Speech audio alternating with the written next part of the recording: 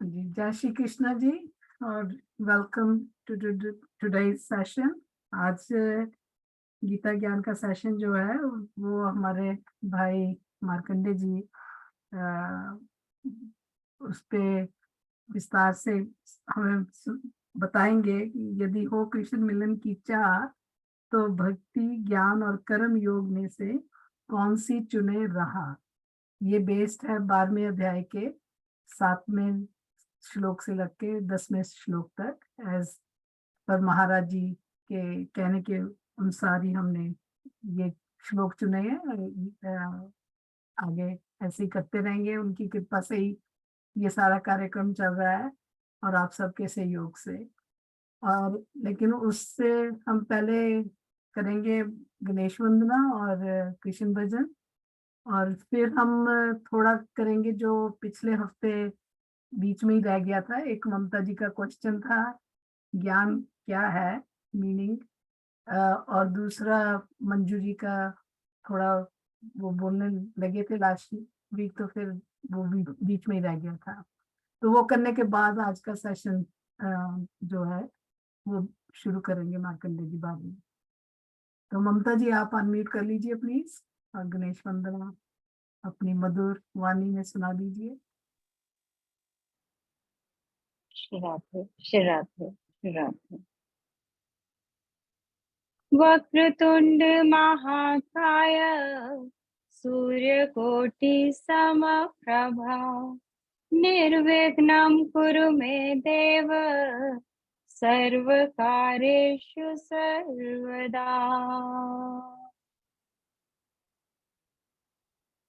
रिद्धि सिद्धि के दाता सुनो गणपति, रिद्धि सिद्धि के दाता सुनो गणपति, आपकी मेहरबानी हमें चाहिए, आपकी मेहरबानी हमें चाहिए।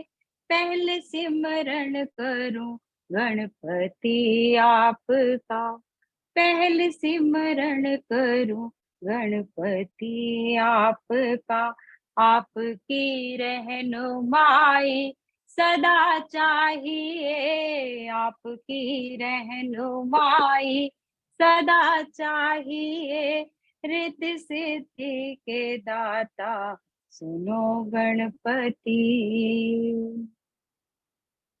सर झुकाता हूँ चरणों में सुन लीजिए, आके बिगड़ी हमारी बना दीजिए, आके बिगड़ी हमारी बना दीजिए। ना तमन्ना है धन की न संसार की, ना तमन्ना है धन की न संसार की, तेरे चरणों में सेवा हमें चाहिए, तेरे चरणों में सेवा हमें चाहिए। रिद्धि सिद्धि के दाता सुनो गणपति,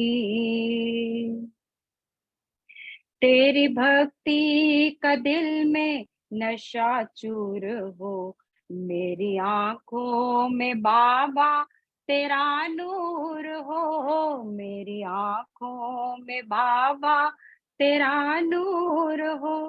कंठ में शारदा माँ हमेशा रहे, कंठ में शारदा माँ हमेशा रहे।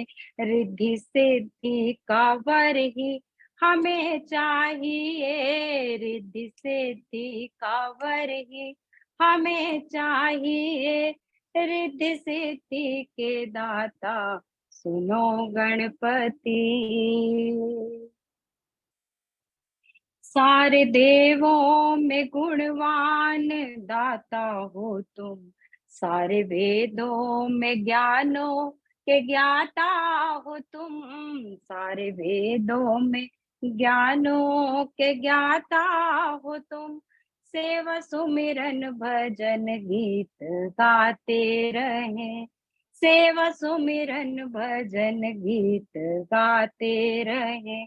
बस यही जिंदगानी हमें चाहिए बस यही जिंदगानी, हमें चाहिए रिद्धि सिद्धि के दाता।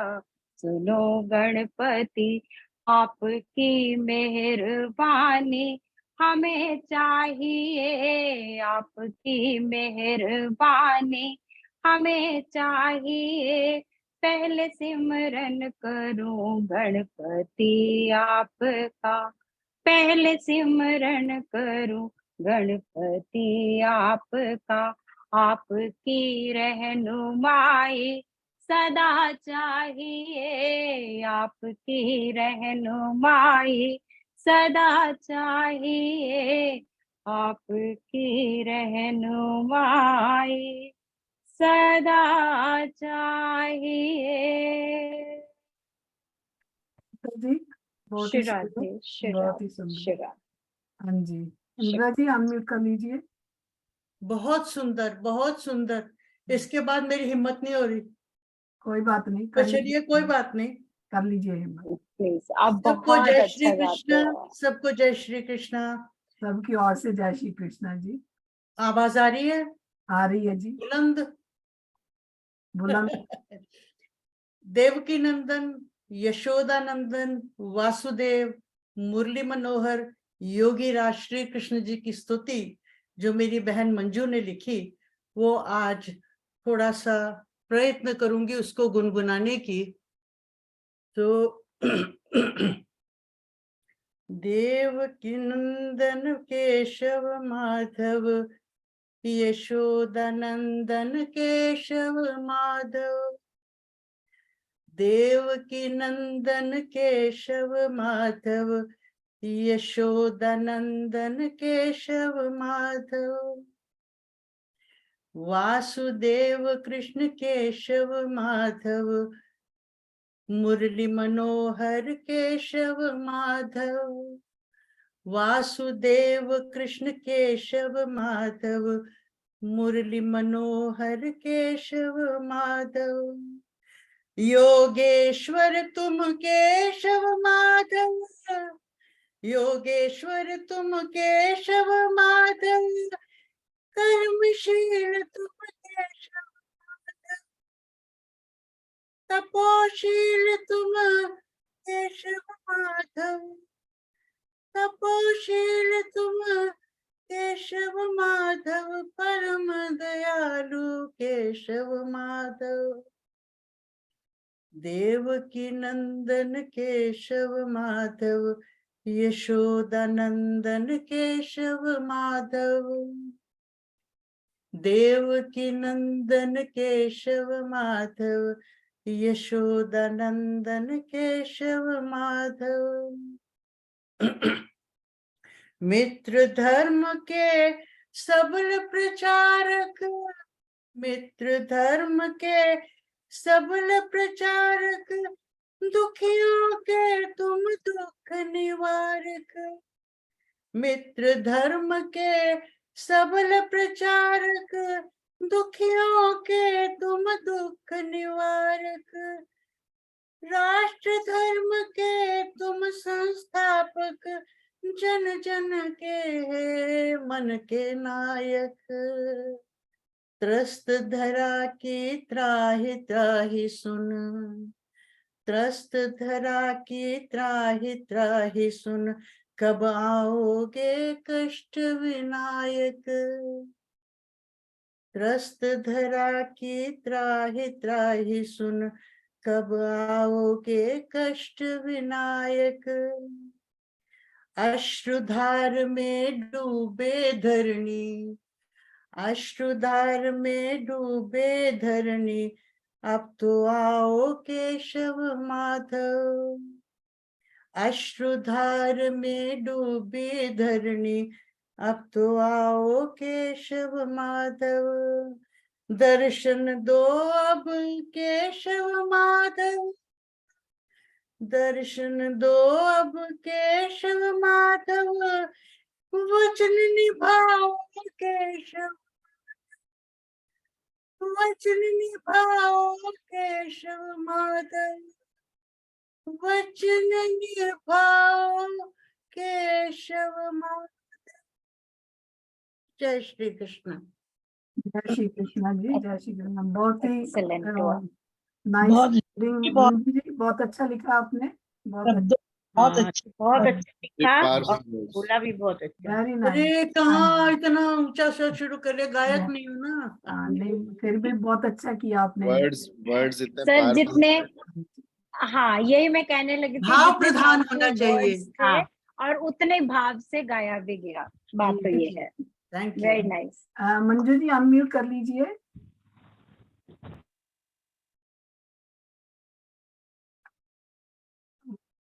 मंजू जी आपका अभी अनम्यूट नहीं है।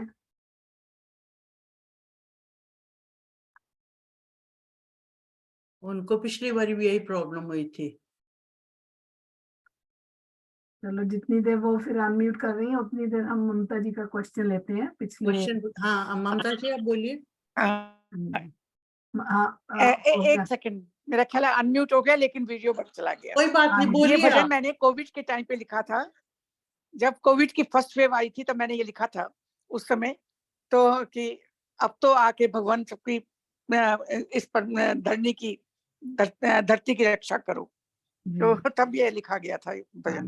बहुत बहुत सुंदर वर्डिंग्स, बहुत ही अच्छे हैं। तो Thank you Manju so much. Last week आपका रह गया था जो, जी प्लीज कैन यू। नहीं, उसमें सिर्फ मुझे विश्वरूप के बारे में कहना था हाँ जी, थोड़ा सा।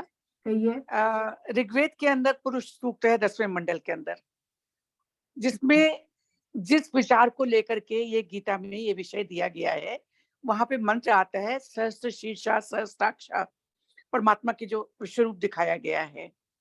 तो इसका भाव मात्र इतना है बताना कि कण कण में परमात्मा ही विद्यमान है, उसको हर जगह विद्यमान है, सर्वव्यापक है। तो ये जो बिल्कुल जो वैदिक विचार है ऋग्वेद के 10वें मंडल के पुरुष सूक्त का, उसका ये उससे ये प्रेरित विश्वरूप दर्शन है। इतनी सी बात मुझे कहनी थी। ठीक है जी, thank you. Thank- thank you Manju ji. तो ममता जी, आप जरा अनम्यूट करके फिर अपना क्वेश्चन दोहरा लीजिए, ताकि सभी ध्यान जी से सुन लेंगे। जी, मैं बड़े संक्षेप में ही पूछना चाहूंगी कि एक निर्मल हृदय होता है जिसको ज्ञान नहीं होता, लेकिन उसके पास प्रेम होता है, और वो उसको ये पता है कि भगवान की भक्ति का उसको कुछ नहीं पता है, कैसे पूजा अर्चना ये सब नहीं पता है, लेकिन उसके मन में वो भाव है प्रभु के लिए, और उसका हृदय एकदम पवित्र, लेकिन उसको ज्ञान वाली कोई ऐसी जिसको हम कह सकते हैं ऐसा कोई ज्ञान नहीं है जिस पे उसको कोई राह या कोई ऐसा हो, उसका अपना भाव है। एक वो है, और एक दूसरा है जिसको ज्ञान तो बहुत है, ज्ञानी है, ज्ञाता है, हर चीज आती है, लेकिन हृदय निर्मल नहीं है। तो दोनों में गीता के अनुसार किसकी महिमा, कहाँ, कैसे? मार्कंडे जी आप जवाब दीजिए, आप बोलिए, फिर उसके बाद मैं अपना थोड़ा सा विचार व्यक्त करूंगी। मुझे ये लगता है कि मेरा टॉपिक ही यही है, तो आप मेरा टॉपिक सुन लो और फिर उसके बाद क्योंकि मैंने आधा प्रश्न तो सुन लिया था, so I have tried to cover. हाँ।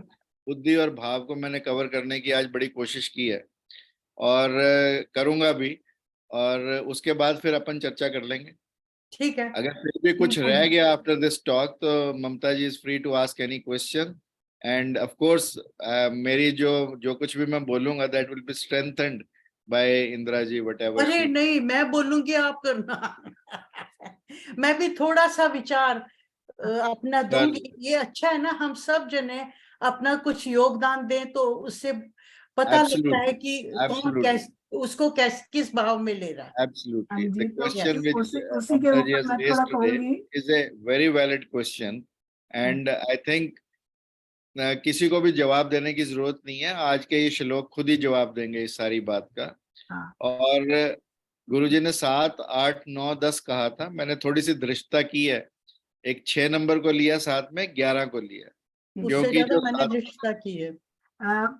अच्छा, डॉक्टर साहब, आप शुरू करने से वैसे तो पहले वैसे Sorry. तो ये जो भक्ति योग का है इसमें है ही total 20 and they are all in continuity and it is very difficult to stop at one and then start explaining the other one. So फिर भी so that small continuity is maintained. Of course, they are all interrelated and it's a sequence and Yes. step by sequence and a very scientific sequence. Yes. और I think सबको पढ़ना भी चाहिए ये, और क्यों पढ़ना चाहिए उसकी भी चर्चा मैं आज करूंगा कि भक्ति योग हमें सबको क्यों पढ़ना चाहिए. तो भगवान छठे से शुरू करते हैं कि ये तो सर्वाणी कर्माणि मयि सन्नस्य मत्परा अनन्य एव योगेन माम ध्यायते उपासते तेषाम अहम समुद्रथा मृत्यु संसार सागरात भवामी न चिरात पार्थ मयि अवेशित चेतसा. यानी जो मेरे प्राण भक्तजन संपूर्ण कर्मों को मुझ में अर्पण करके अनन्य भक्ति योग से जो चिंतन करते हुए भजते हैं, मैं शीघ्र ही उनका उद्धार करता हूं, ऐसा भगवान कहते हैं. यानी जो अनन्य भाव से मुझे भजते हैं उनका मैं तुरंत उद्धार करता हूं. और फिर ये कहते हैं कि भवामी न चिरात पार्थ, कोई देरी नहीं लगाता, मयि अवेशित चेतसा, for their consciousness to be united with me, उसमें मैं कोई देरी भी नहीं करता, ऐसा भगवान कहते हैं. और फिर आगे तीसरे में कंटिन्यूटी में कहते हैं, 8वां श्लोक जो है, मय्येव मन अध्यस्तो, के पहले मन की बात करते हैं, फिर मयि बुद्धिम निवेश है. अब यहाँ पर आप जो बात कर रहे थे हम ज्ञान भक्ति, तो यहाँ पर भगवान स्वयं उसकी सीक्वेंस बना देते हैं कि पहले मन को लगा, फिर बुद्धि को लगा. निवश्यसि मेव अतः ऊर्ध्वम न संशय, और इस प्रकार से तो मुझ में निवास करेगा, इसमें कोई संशय नहीं है. यानी सीक्वेंस बना रहे हैं यहाँ पर भगवान कि पहले कि तू मेरी भक्ति कर ले, भक्ति नहीं कर सकता तो अब कहेंगे कि अथ चितम समधातुम ना शक्नोमि मयि स्थिरम, कि तू अगर मेरे में स्थित होने में सक्षम नहीं है, शक्नोमि मीन्स अगर तू इसमें सक्षम नहीं है, अभ्यास योगेन ततो माम इच्छाम आपु धनंजय, तो तब तू अभ्यास कर, योग के माध्यम से तू अभ्यास कर और तब तू मेरे को पालेगा. पहले भगवान कहते हैं कि भक्ति कर, भक्ति नहीं कर सकता, भाव को नहीं जगा सकता, तो अभ्यास कर, योग के माध्यम से ध्यान कर, और यदि तू वो भी नहीं कर सकता तो तू अपने कर्म मुझे दे दे, और तू कर्म भी नहीं कर सकता तो उन कर्मों के फल का त्याग तू मेरे प्रति कर दे. ये एक सीक्वेंस है जिसको भगवान यहाँ पर कहना चाहते हैं. और इससे पहले कि मैं इस सीक्वेंस में जाऊं, मैं थोड़ी सी ध्यान और प्रेम की चर्चा करूंगा, या बुद्धि या भाव की चर्चा करूंगा. मार्ग भिन्न भिन्न है. ऑफ कोर्स भक्ति का मार्ग अलग है, ज्ञान का मार्ग अलग है, कर्म का मार्ग अलग है. हम इन्हें ऐसे समझें कि जैसे एक सर्कल है, there is a circle, circle की पेरिफेरी है and there is a centre for the circle. Periphery पर हमारा संसार है, जिसमें से हम अपनी बुद्धि का इस्तेमाल कर सकते हैं, मन का इस्तेमाल कर सकते हैं, और सेंटर में परमात्मा है. हम चाहे अपना मन का इस्तेमाल करके वहां पहुंचे, चाहे बुद्धि का इस्तेमाल करके पहुंचे, all the radius drawn from that place will meet in the center.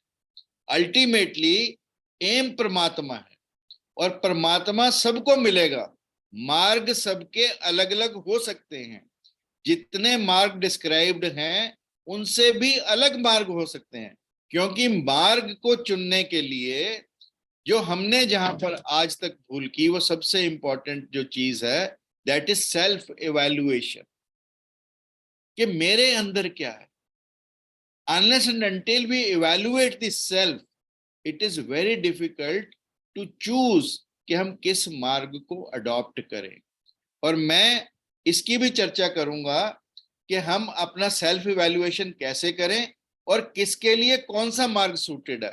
परंतु उससे पहले, क्योंकि मैंने कहा कि सभी मार्ग परमात्मा की तरफ जाते हैं, प्रेम का मार्ग भक्ति का मार्ग है. यानी भक्ति में दूसरा महत्वपूर्ण है. स्वयं को मिटाना है। भक्त ये देखता है कि मानो जैसे मैं कमरे में हूं, मेरे खिड़की दरवाजे बंद हैं, बाहर परमात्मा का सूरज निकला हुआ है। भक्त ये सोचता है कि परमात्मा का सूरज अंदर कैसे आए। आने के लिए कोई पोटलियों में भर के या कोई गठरियों में तो लाया नहीं जा सकता कि अंदर लाके खाली कर दे। तो वो क्या करता है, भक्त विल अडॉप्ट ए मेथड कि वो अपनी खिड़की दरवाजे सब खोल देगा, और जब वो अपने खिड़की और दरवाजे खोल देगा तो परमात्मा का प्रकाश तो पहले से था ही, वो वहां भर जाएगा। यानी भक्त अपने भाव के माध्यम से अपने आप को मिटाने का प्रयास करता है, अपने आप को खाली करने का प्रयास करता है, ताकि परमात्मा उसमें भर जाए। That is the method adopted by the भक्त। जो भक्त अपना मेथड अडॉप्ट करता है, क्योंकि जो दीवारें हैं, चाहे वो दीवार उसके अहंकार की है, चाहे खिड़कियां उसकी अस्मिता की हैं, वो सब खोलने का प्रयास करता है ताकि वो हट जाए, तो परमात्मा जहां था वहीं पर फैलाव उसका विस्तार हो जाता है। परमात्मा तो था ही, केवल और केवल अपना आवरण हटाने की बात है, अपने आप को मिटाने की बात है, अपने आप को खाली करने की बात है। ये भक्त का मेथड। ध्यान करने वाला क्या करता है, जो दूसरा मेथड है, वो अलग अलग विधियां अपनाता है, चाहे वो मंत्र जाप की अपनाए, चाहे वो तंत्र की अपनाए, चाहे वो योग के सूत्र अपनाए, कोई साधना के सूत्र अपनाए। वो ये प्रयास करेगा कि मैं बच जाऊं, बाकी दूसरा चाहे मिट जाए। भक्त का प्रयास है कि दूसरा बचे, मैं मिट जाऊं। ज्ञानी का प्रयास है कि दूसरा मिट जाए, मैं बच जाऊं। और यही फर्क, दोनों में बेसिक फर्क है। जब हम आगे इसकी चर्चा करेंगे तो आप पाएंगे कि इनको हम इस ढंग से समझने का प्रयास करें कि भक्त अपने आप को खाली करने का प्रयास करता है और ज्ञानी अपने आप को भरने का प्रयास करता है, चाहे वो अपने आप को किसी भी माध्यम से भरे। और भगवान यहाँ पर कहते हैं, पहले तू मुझ में मन लगा। अगर तू मुझ में मन को लगाएगा तो बुद्धि तो अपने आप बाद में लग जाएगी। इसीलिए बुद्धि की चर्चा भगवान बाद में करते हैं। वो कहते हैं कि पहले तू मेरे अंदर मन लगा और फिर तू मेरे अंदर बुद्धि लगा। बुद्धि यानी हम तर्क का प्रयोग करते हैं, और तर्क का प्रयोग जो भी व्यक्ति करेगा उसके एंटी कोई ना कोई तर्क हमेशा मिलेगा, क्योंकि तर्क वाला व्यक्ति हमेशा संशय में रहेगा, संदेह में रहेगा, सस्पिशन में रहेगा। वो पहले मांगेगा जवाब कि ईश्वर है या नहीं। पहले तो ये सिद्ध करेगा, फिर ईश्वर को पाने की बात करेगा। परंतु जो भाव वाला व्यक्ति है वो छलांग लगाने की हिम्मत रखता है। भाव वाला व्यक्ति भक्त है, और भक्त छलांग लगाने की हिम्मत करता है क्योंकि वो प्रेम से भरा है। और इसीलिए आपने देखा होगा, इस दुनिया में प्रेमी ही छलांग लगाने के लिए तैयार होते हैं, प्रेमी ही मर मिटने के लिए तैयार होते हैं, मजनू ही मर मिटने के लिए तैयार होते हैं, फरियाद ही मर मिटने के लिए तैयार होते हैं, क्योंकि उन्होंने मृत्यु से ऊपर कुछ ना कुछ देख लिया होता है, जिसकी चर्चा हम आगे करेंगे। और भाव से भरा व्यक्ति कभी परमात्मा को भूलने का काम नहीं करता। एक फकीर थे, उनका कोई शिष्य था, और उसने एक दिन शराब पी ली, परंतु परमात्मा के नाम का जाप करता रहा। जो उसके साथी थे उन्होंने गुरु को आकर शिकायत की कि गुरुजी शराब पीकर प्रभु का नाम ले रहा है। तो गुरु नाचने लगा। लोगों ने कहा कि तू क्यों नाच रहा है, हम तो सोच रहे थे तू उसको मठ से या मंदिर से बाहर निकालेगा, संस्थान से। ये तो उल्टा काम हो गया कि यू आर हैप्पी कि वो शराब पी के भी प्रभु का नाम ले रहा है। तो उसने कहा, जो बात उस गुरु ने कही वो हम सबके लिए समझने के लिए बहुत इंपॉर्टेंट।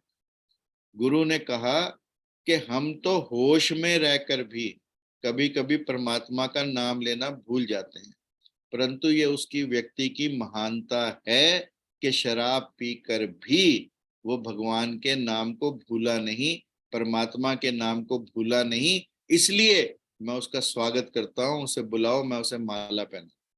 यानी ये भाव है। और मेरी एक बात मान लेना, आज की दुनिया में जितना बुद्धि का प्रचलन बढ़ा है, उतना ही शराब और नशे का प्रचलन भी बढ़ा है। शराब पीकर लोग केवल जो बुद्धि की पहरेदारी है हमारे भाव पर, जो हमारे भाव को कंट्रोल किया हुआ बुद्धि ने, उसको थोड़ा सा हटाने का प्रयास करते हैं, पहरेदार को थोड़ी देर के लिए बेहोश कर देते हैं, और फिर जो उनका भाव है, फिर वो असलियत अपने अंदर की बोलने लगते हैं। और असली धार्मिकता अपने सत्य को पहचानना ही।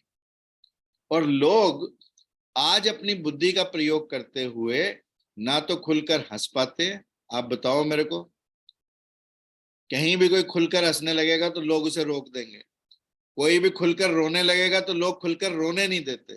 कोई खुलकर कोई सत्य की बात करने लगेगा तो लोग करने नहीं देते, बिकॉज हम उसके ऊपर आवरण डाल देते हैं, हम उसे रोक देते हैं। हम कहते हैं लोग क्या कहेंगे। उन लोगों के चक्कर में हम अपने सत्य को छिपाने का काम, अपने ऊपर आवरण डालने का काम कर लेते हैं। और बुद्धि ने इस दुनिया में किया ही यही है, तर्क ने दुनिया में किया ही यही है कि हमारे कहीं ना कहीं भाव को समाप्त किया है। और यदि हम भगवान कृष्ण की बात को मानकर चलेंगे, भाव को बुद्धि से ऊपर रखेंगे, तो मेरी बात मान लेना, हमें कहना नहीं पड़ेगा कि इस दुनिया को नशा मुक्त करो, अपने आप नशा मुक्त हो जाएगी। और मुझे लगता है कि भगवान कृष्ण का डी एडिक्शन का भी ये सबसे अच्छा मेथड है। जून का महीना जहां योग दिवस का महीना, वहीं पर नेशनल इसका वर्ल्ड ड्रग अब्यूज डे भी इसी 26 जून को आता है। तो मेरे को लगता है कि ये इतना इंपॉर्टेंट श्लोक है जहां पर भगवान ये कहते हैं कि भाव को प्राथमिकता देनी है, मन को प्राथमिकता देनी है बुद्धि के ऊपर। और जब हम भाव से इस दुनिया में जिएंगे, तो मेरी बात मान लेना कि ये दुनिया जितनी रंगीन होगी, जितनी अच्छी होगी, जितनी पीसफुल होगी, जितनी यूनाइटेड होगी, वो शायद कभी ना हो पाए। इसलिए हमें भाव को जिंदा रखना है। अन्यथा दुनिया में लोग तो बहुत हैं जो जिंदा है, परंतु मुर्दा जिंदा है, कोई भाव नहीं है उनमें। आप आज की जनरेशन को देखो कैसे भाग रही है अंधी दौड़ में। Absolutely no emotions, no passions, they have just killed their right brain functions. And it is very, very important that Lord Krishna here is putting the right brain over the left brain. और इसीलिए मैं further इस बात को कहना चाहूंगा कि जो भाव है वो स्त्रियों में ज्यादा होता है, क्योंकि स्त्रियों में ग्रहण करने की क्षमता है, अपने को भरने की क्षमता है। और वही एक भक्त का सबसे पहला साइन है कि वो अपने आप को परमात्मा से भरना चाहता है, अपने आप को परमात्मा में ग्रहण करना चाहता है, परमात्मा से एकीकृत होना चाहता है। और आप देखें आदमी क्यों ज्ञानियों की तरफ ज्यादा जाते हैं, ज्ञान योग की तरफ ज्यादा जाते हैं, या ध्यान योग की तरफ ज्यादा जाते हैं, और स्त्रियां भक्ति योग की तरफ ज्यादा क्यों जाती हैं? एक बेसिक नेचर है कि स्त्रियां ग्रहण करना जानती हैं, चाहे वो शरीर में ग्रहण करने की क्षमता हो, चाहे वो मन में ग्रहण करने की क्षमता हो, चाहे वो आत्मा में। और जो पुरुष हैं, जो मेल हैं, वो अपने आप को खाली करने की क्षमता रखते। और यही चीज आगे हमारी तरफ चलती है। इसलिए जो व्यक्ति है, मीरा नाचने में चली जाती है, बुद्ध शून्य होने में चले जाते हैं, क्योंकि जहां पर बुद्धि आएगी वहां पर व्यक्ति योग की तरफ जाएगा, ध्यान की तरफ जाएगा। जहां भाव आएगा वहां व्यक्ति भक्ति की तरफ जाएगा। और मेरी बात एक और मान लेना कि इस दुनिया में, इस जगत में हम सब काम से भरे हैं, परंतु काम से पशु भी भरे हैं, काम से आदमी भी भरे हैं। परंतु आदमी की पशु से अलग चीज क्या है कि आदमी फर्दर उन्नति कर सकता है यदि वही वासना, शरीर की वासना मन में परिवर्तित हो जाए, मन के लेवल पर जुड़ जाए, तो वो प्रेम बन जाती है। और वही की एनर्जी यदि हमारी आत्मा के साथ जुड़ जाए तो वो भक्ति बन जाती है। So we have the power to convert it. ये सिर्फ मनुष्यों में पॉसिबल है। That is why we are human beings, because we can go further. और जो व्यक्ति जहां पर रुक जाता है, यदि उसको वासना में ही डूबा रह गया और वासना पर ही रुक गया, उसका उसका नाश होना निश्चित है। और जो व्यक्ति अपने आप को यहां से ऊपर उठाकर वासना से प्रेम और प्रेम से भक्ति की दिशा में अपने आप को ले जाता है, वो देव तुल्य हो जाता है। अन्यथा एक लेवल पर हम पशु के बराबर हैं। जब हमारे अंदर प्रेम जागृत होता है तो हम कम से कम मनुष्य कहलाने के लायक हैं, क्योंकि अब हम मन के तल पर आ गए, इसलिए हम मनुष्य हो गए। और जिस दिन हम और उन्नति करते हैं और अपनी आत्मा को रियलाइज करते हैं, आत्मा के तल पर संबंध बनाते हैं, उस दिन हम भक्ति की परिकाष्ठा पर पहुंच जाते हैं, हम भक्त हो जाते हैं, हम देव तुल्य हो जाते हैं। और जिन भी लोगों ने ऐसा किया वो मनुष्य से देव ही कहलाए। और इसलिए ये महत्वपूर्ण है कि इस दुनिया में हम भाव जगाने का, भाव को जिंदा रखने का प्रयास करें। और मुझे लगता है कि आप सब लोग भी इसी माध्यम से जुड़ लगे हैं, सब अपने अपने प्रयासों में। चाहे वो आप कीर्तन के माध्यम से जुड़े हैं, कीर्तन भी भाव को उठाने का, भाव को जागृत रखने का एक प्रयास है, भाव को जिंदा रखने का प्रयास है। यदि भाव ना हो तो हम मुर्दा ही हैं, चाहे हम चलते फिरते मुर्दा हों, परंतु हैं हम मुर्दा ही। इसलिए कभी भी हम बुद्धि को, मैंने पहले भी कहा था पिछली टॉक में, यदि हमने बुद्धि को हावी होने दिया जैसा हम होने दे रहे हैं इस दुनिया में, तो बुद्धि तो हमारी रिप्लेस हो जाएगी बाय द आर्टिफिशियल इंटेलिजेंस। परंतु आर्टिफिशियल इंटेलिजेंस कभी भी हमारे भाव को, हमारे हमारे भक्ति भाव को, हमारे प्रेम भाव को कभी भी रिप्लेस नहीं कर पाएगी। और इसीलिए भगवान कृष्ण ने भी इतने हजार साल पहले भाव को पहले रखा, बुद्धि को बाद में रखा।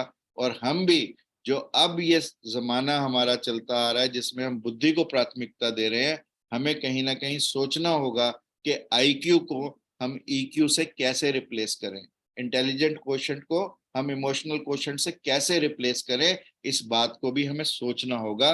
और ये बात हमारे लिए महत्वपूर्ण है। मैंने कहा कि तर्क कभी भी कुतर्क में बदल सकते हैं। तर्क देने वाला व्यक्ति किसी भी बात का कुछ भी तर्क दे सकता है। मैंने सुना है 2 विद्यार्थी थे और पढ़ते पढ़ते उनका मन किया कि चलो, कौन सी पिक्चर आजकल, आदि पुरुष ना, एक नई पिक्चर आई है हनुमान जी और रामायण का करके, आदि पुरुष के नाम से। मैं भी जाऊंगा, इस सेशन को खत्म हो जाएगा जब तो देखने के लिए। परंतु आदि पुरुष देखने का उनका मन किया, तो पर उन्होंने कहा यार एग्जाम है कल, तो पिताजी आज जाने नहीं देंगे। उसने कहा भी आज तो मन पूरा है, पिताजी चाहे रास्ते में आ जाए लाठी मारेंगे। तो दूसरे ने कहा यार बात ऐसे है, देख शास्त्रों में कहा है, और यहाँ तो वेदों के बहुत ज्ञाता है, वेद भी कहते हैं कि पिता जो है वो देव तुल्य है, भगवान तुल्य है, पिता के ऊपर वार नहीं करेंगे। कहता कोई बात नहीं, तू मेरे पिता पे करियो, मैं तेरे पिता पे करूंगा। यानी कुतर्क की भी एक लेवल देखो आप। तर्क को हम कभी भी कुतर्क में बदल सकते हैं, तर्क को कभी भी वितर्क में बदल सकते हैं, तर्क की काट हमेशा हो सकती है। इसलिए मैंने कहा कि बुद्धि की काट कभी भी हो सकती है, परंतु भाव की काट कभी भी नहीं हो सकती, क्योंकि भाव हमारा स्वभाव है, भाव निसर्ग है, और भाव हमारे अंदर नेचुरल है। And we need to arouse this naturality इन अस। इसलिए भगवान ने भाव को प्राथमिकता दी बुद्धि के स्थान पर। और यदि हम भाव से भरे हैं, हमारे अंदर ज्ञान नहीं भी है, तो भी हम श्रेष्ठ हैं और तो भी हम अच्छा कर सकते हैं। परंतु इसमें ज्यादा डिफरेंशिएट करने की कोई जरूरत नहीं हमें पड़नी चाहिए, क्योंकि सब झगड़ा ही लोगों का यही है। जब हम सुपीरियरिटी की बात करते हैं कि कौन सा मेथड किससे अच्छा है, और इसीलिए हम लड़ाई झगड़े पैदा कर लेते हैं। परंतु let us believe in that circle कि पेरिफेरी पे सब कुछ है। रास्ता जिसने जो रास्ता बुद्ध के लिए ठीक हो सकता है वो शायद मीरा के लिए ना हो, जो मीरा के लिए रास्ता हो सकता है वो नानक के लिए ना हो, जो नानक के लिए रास्ता हो सकता है वो तुकाराम के लिए ना हो, जो तुकाराम के लिए रास्ता हो सकता है वो नामदेव के लिए ना हो, जो नामदेव के लिए रास्ता हो सकता है वो ज्ञानेश्वर के लिए ना हो, जो ज्ञानेश्वर के लिए रास्ता हो सकता है वो रामकृष्ण परमहंस के लिए ना हो, और जो रामकृष्ण परमहंस के लिए है वो कबीर के लिए ना हो, जो कबीर के लिए वो रविदास के लिए ना हो। परंतु झगड़ने की कोई आवश्यकता नहीं। हर एक ने अपना अपना रास्ता चुना, परंतु अल्टीमेटली वो रास्ते एक ही स्थान पर जाते हैं, एक ही केंद्र बिंदु पर जाते हैं, और वो केंद्र बिंदु परमात्मा है। और जिस दिन हम इतनी सी बात समझ जाएंगे, सब झगड़े समाप्त हो जाएंगे। धर्मों के नाम पर जितने युद्ध हुए हैं इस दुनिया में, शायद और किसी की वजह से हुए भी नहीं है, वो सब युद्ध समाप्त हो जाएंगे। And probably we can make this word a better word, a peaceful word, a harmonized word, a word full of emotions, a word full of passions, a word full of compassion, a word full of empathy, where we care for each other. So that is very, very important from the Lord Krishna's this श्लोक जो उन्होंने कहे हैं, और इनमें उन्होंने proper हमें sequence दी। भाव हम क्यों नहीं जागृत कर पाते?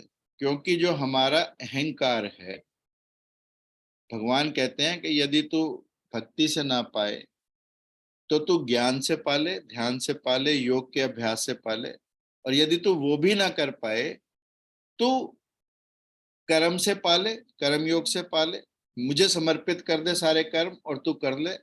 और वो भी नहीं तू कर सकता तो तू कर्मों के फल को मेरे ऊपर छोड़ दे। परंतु हम कर्म के फल का त्याग करने के लिए भी राजी नहीं होते, क्योंकि हमारा अहंकार बीच में आ जाता। हम मीठा मीठा तो सब अपने पास रखना चाहते हैं और कड़वा कड़वा थू करना चाहते हैं। मान लो एक सन्यासी ने कोई आश्रम बनाया, मैंने बनाया आश्रम, मैंने उसमें ये किया, मैंने उसमें वो किया, और बाई चांस कहते हैं कि उसके आश्रम में एक गाय घुसी, वो खेत चरने लगी तो उसने उसको लाठी मारी, गाय मर गई वहीं पर। गाय मरी तो कोई व्यक्ति वहां पर देख रहा था, उसने कहा सन्यासी महाराज गाय मार दी। उसने कहा भी गाय मैंने कहा मारी, गाय तो हमारी परमात्मा ने। आश्रम बनाया मैंने, गाय मारी परमात्मा ने। यानी मीठा मीठा मेरा, कड़वा कड़वा थू। ये जो हमारा अहंकार है, ये जो हमारे बीच की दीवार है, वो हमें कभी भी प्रभु से मिलने नहीं देती। और यही अहंकार हमें छिपकली के माध्यम से, जैसे छिपकली सोचती है कि इस मकान की छत को मैंने रोका हुआ है। जैसे मैंने सुना कि एक कुत्ता जगन्नाथ जी की यात्रा में चला गया आगे आगे, सब लोग कर रहे थे तो भगवान जगन्नाथ को नमस्कार, वो कुत्ता सोचता है तेरे को ही नमस्कार कर रहे, और वो इतना अकड़ अकड़ के चलता है कि शाम को जाते जाते उस कुत्ते का कहते हैं हार्ट फेल हो गया। होएगा ही heart fail. When you are a non-deserving candidate and you think that you are getting everything, और तुम सोचते हो कि जगन्नाथ की यात्रा मैं चला रहा हूं तो ये होगा ही। मैंने हिटलर के समय का सुना, एक नाजी जर्मनी की कहानी, कि एक व्यक्ति था, वहां पर उन्होंने एक एडवर्टाइजमेंट दी कि we require a very senior police officer, परंतु उसका एक्सपीरियंस इतना हो, इतनी एज का हो, हेल्दी हो। तो एक जो इंटरव्यूअर था उसने देखा कि एक बुजुर्ग आदमी सुबह से आकर वहां पर बैठा है। उसने उससे पूछा कि भाई आप कैसे आए? उसने कहा भी मैं इंटरव्यू देने आया हूँ। उसने कहा इंटरव्यू में तो हमारी कंडीशन है कि 45 साल से बड़ा ना हो, तू तो 75 का है। उसने कहा अच्छा। उसने कहा हमारी कंडीशन है कि VN 6/6 होना चाहिए, तेरे तो इतना मोटा चश्मा लगा। हमारी तो कंडीशन है कि तू हेल्दी होना चाहिए और तू तो खड़ा ही मुश्किल से हो रहा है। और हमारी कंडीशन ये भी है कि वो आर्यन होना चाहिए और तू तो जीव है। तो उसने कहा कोई बात नहीं, मैं तो सिर्फ यहाँ पर ये कहने आया हूँ कि इस एडवर्टाइजमेंट को, जिसपे उसने गोला लगाया हुआ था, कि इस एडवर्टाइजमेंट के लिए सिर्फ मैं ये कहने आया हूँ कि डोंट बी डिपेंडेंट अपॉन मी। यानी उसका अहंकार उसके अंदर इतना बोल रहा है कि वो अभी भी ये कहना चाहता है कि do not be dependent upon मी। यानी हम ये सोचते हैं कि इस दुनिया को चलाने वाले, इस संस्था को चलाने वाले, इस घर को चलाने वाले हम हैं। हम कुछ भी नहीं है। जिस दिन इस भाव को हम समर्पित कर देंगे, जिस दिन इस अहम भाव को छोड़ देंगे, उस दिन दुनिया हमारे लिए बिल्कुल अलग हो जाएगी। और इसीलिए भक्त सबसे पहले इस अहंकार की दीवार को तोड़ता है, इस मैं की दीवार को तोड़ता है और अपने आप को मिटाता है, और इसलिए भगवान अंदर प्रकट हो जाते हैं और भगवान से उसका एक ही भाव हो जाता है। मैंने कहा कि हम ना तो खुलकर हंसते हैं ना खुलकर रोते हैं, और हमने अपने अंदर आंसू भी इतने इकट्ठे कर लिए कि सागर भी जितना खारा नहीं है उतने खारे हम हो गए। यानी हमने अपने आप को इतना बदल लिया है कि हम अपने भाव की कीमत को भी भूलने लगे। परंतु आई एम वेरी हैप्पी कि आप लोगों ने इस भाव को जिंदा रखा है और इस भाव को आप आगे बढ़ा रहे हैं। जो कृष्ण भावना का भाव है, जो गीता का भाव है, जो हमारे मन का भाव है, जो हमारी आत्मा का भाव है, यदि हम इसको इसी ढंग से आगे बढ़ाते रहेंगे तो मुझे पूरी आशा ही नहीं, विश्वास है कि हम अपना कम से कम कंट्रीब्यूशन इस दुनिया को खूबसूरत बनाने में, इस दुनिया को प्रेममयी बनाने में, इस दुनिया को भक्तिमयी बनाने में, इस दुनिया को अच्छा बनाने में कर सकते हैं, और वो बहुत महत्वपूर्ण भी है। और जहां तक प्रश्न किया गया उसके लिए मैं ये दो बातें कहना चाहता हूं कि हम अक्सर संसार से भागने की बातें करते हैं। लोग इस संसार से भागकर, गृहस्थी से भागकर भगवान का नाम लेने जंगलों में चले जाएंगे, पहाड़ों पर चले जाएंगे। परंतु मैं ये कहना चाहता हूं कि हमें भागना नहीं है किसी चीज से, हमें केवल और केवल जागना है। और गीता एक माध्यम है हमें जागृत करने का। भगवान कृष्ण एक बहुत स्ट्रॉन्गेस्ट टूल है हमें जागृत करने के लिए, और गीता का प्रत्येक वाक्य, प्रत्येक शब्द, प्रत्येक श्लोक हमें जागृत अवस्था में लेकर जाता है। जागते तो हम सब हैं, परंतु कितने जागृत हैं ये महत्वपूर्ण है। मेरी माँ कहती थी कि जब मैं उठाने का प्रयास करती थी तो नींद सोए थोड़ी होते थे, तो माँ कहती थी कि सुत्ते नु तो उठावा, मचले नु की उठावा। यानी हम जो मचले पड़े हैं ना, उस मचलेपन को हटाने की अवस्था जो है वो जागृत अवस्था है, वो जागने की अवस्था नहीं है। और इसलिए आज आप देखो साइंटिस्ट भी इस बात को मानने लगे। साइंटिस्ट क्या कहते हैं कि जैसे मैंने पहले कहा, एक एग्जांपल दिया कि शराब हमारी बुद्धि को एक साइड पर थोड़ी देर के लिए कर देती है, इसलिए हमारे अंदर की असलियत पैदा होने लगती है। परंतु यदि हम नींद भी देखें तो जब हम नींद से सुबह उठते हैं तो वी आर फ्रेश, हम ताजा है। कभी आपने सोचा ऐसा क्यों होता है? नींद के कई फेजेस हैं, देयर आर साइकिल्स। एक REM जिसमें रैपिड आई मूवमेंट होता है, एक जो नॉन रैपिड आई मूवमेंट वाली होती है। नॉन रैपिड आई मूवमेंट की पहली 3 स्टेजेस होती हैं, जो आखिरी 2 स्टेजेस होती हैं वो रैपिड आई मूवमेंट की होती हैं, जिसमें हमें सपने आते हैं। सो साइंटिस्ट ने इनको डिवाइड करके देखा कि एक व्यक्ति की नींद वाली अवस्था तो हटा दो, परंतु जो सपनों वाली अवस्था है वो कंटिन्यू रखो, तो वो उतना ही फ्रेश है मॉर्निंग। और यदि सपनों वाली हटा दो, नींद वाली रखो, तो वो पूरा सुस्त है अगले दिन। यानी सपने, यानी भाव, सपने हमें कब आते हैं? सपनों में हमारा कोई इनहिबिशन नहीं होता, हम कहीं भी फ्लाई आउट कर सकते हैं। जो हमारे मन में आता है वो सपनों में हम कहीं भी जा सकते हैं। तो ये जो भाव दशा हमारी स्वप्न में आती है, वही भाव दशा हमें जिंदा रखती है, because there are no inhibitions at that time. और इसलिए सपने हमें ताजा करते हैं, ना कि नींद हमें ताजा करती है। इसलिए यहां से भी यदि हम साइंटिफिकली इस भाव दशा को समझने का प्रयास करें तो भाव बहुत इंपॉर्टेंट है बुद्धि के लिए। Life provides us with so many things and believe me, जैसे मान लो मैं खड़ा हूं एक कप कॉफी का पकड़कर, कोई आया मेरे अंदर रैम कर गया, मेरे अंदर उसने टक्कर मार दी, मेरी कॉफी गिरी। अब एक्चुअली कोई मेरे अंदर लगा तो इसलिए कॉफी नहीं गिरी, क्योंकि मेरे कप में कॉफी थी इसलिए कॉफी गिरी। अगर उसमें चाय होती तो चाय गिरती। सो लाइफ में डिफरेंट साइकिल्स आएंगे। जब लाइफ के टफ टाइम्स आएंगे तो हमारे कप में क्या है, दैट इज वेरी इंपॉर्टेंट। हमारे कप में, उसमें यदि हमारे पीस है, हमारे लव है, तो वो बाहर आएगा हमारे शरीर से। और अंदर एंगर है, हेट्रेड है, तो वो बाहर आएगी when difficult situations are there.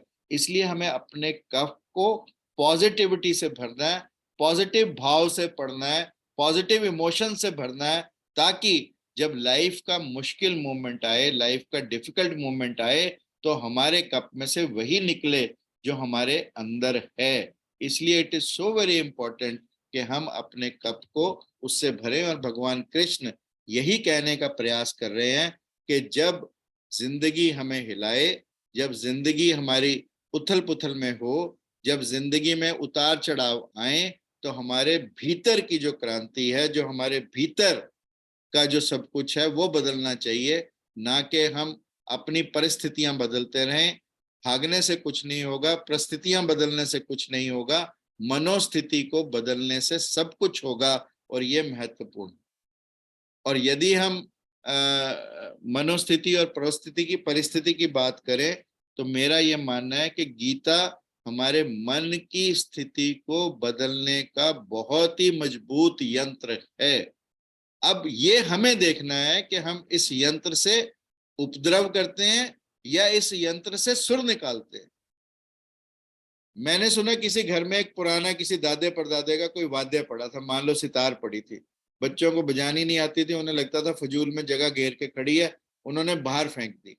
जैसे ही उन्होंने बाहर कचरे में फेंकी तो एक भिखारी उठाकर ले गया और उसमें से उसने बहुत अच्छा सा सुर निकाला। जैसे ही सुर निकला तो जिन्होंने कचरे में फेंकी थी वो भागकर वापस आए कि हमारा वाद्य वापस कर दे। तो उस भिखारी ने कहा, वो हमारी दृष्टि बदल सकता है। भिखारी ने कहा कि तुमने तो वाद्य इसे समझा ही कहाँ, तुमने तो इसे कचरा समझकर फेंक दिया।